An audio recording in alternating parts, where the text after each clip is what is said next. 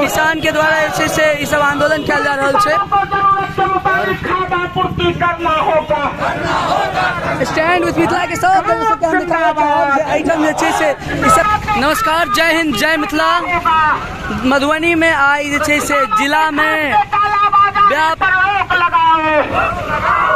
खाद्य संकट के विरुद्ध जैसे से आई चला रहे सब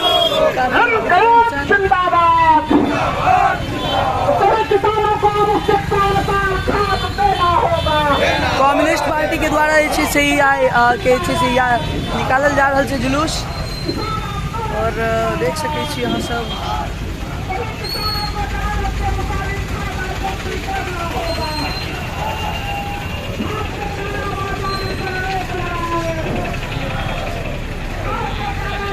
हम सब कोशिश करै छी जे बात करी।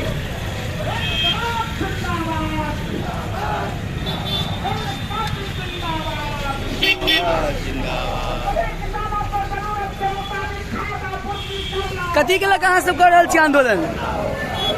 ई जे जुलूस निकाल रहल छी कथी के लगा? अच्छा, मतलब किसान के जे खाद वगैरह समय पर नहीं भेट रहल छै, कालाबाजारी कर रहल छै, महंगाई दे रहल छै, उचित दाम पर नहीं, बहुत दाम बेसी ल कर। अच्छा, मजबूरी में ल रहल छै, एक बोरा के 450 से 500 रुपया मजबूरी में। तो ई एक दू ठाम या हर जगह पर ई चीज चल रहल छै? सब जगह के ई बात छै, हर जगह के बात। अच्छा, तो अहाँ सब अखन कतऽ जेबै?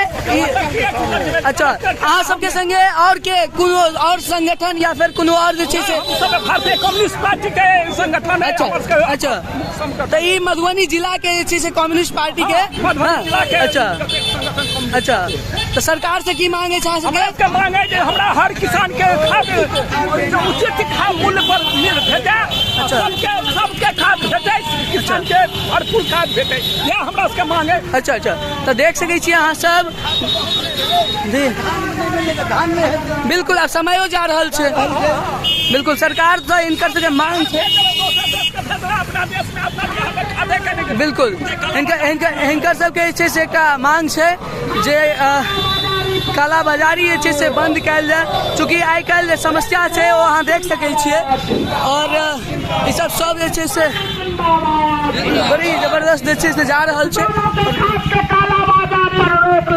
किसान के द्वारा जे छै से ई सब आंदोलन किया जा रहा है। स्टैंड विथ मिथिला के सब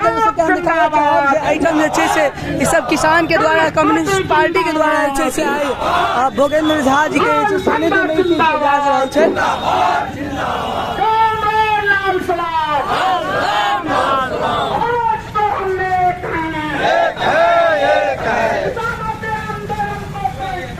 मधुबनी में जे छै से अहाँ सब देख रहल छलिए, मधुबनी के अंतर्गत जे छै से एहि सब चीज के लऽ कऽ कनि जाम सेहो अहाँके फेस करऽ पड़त।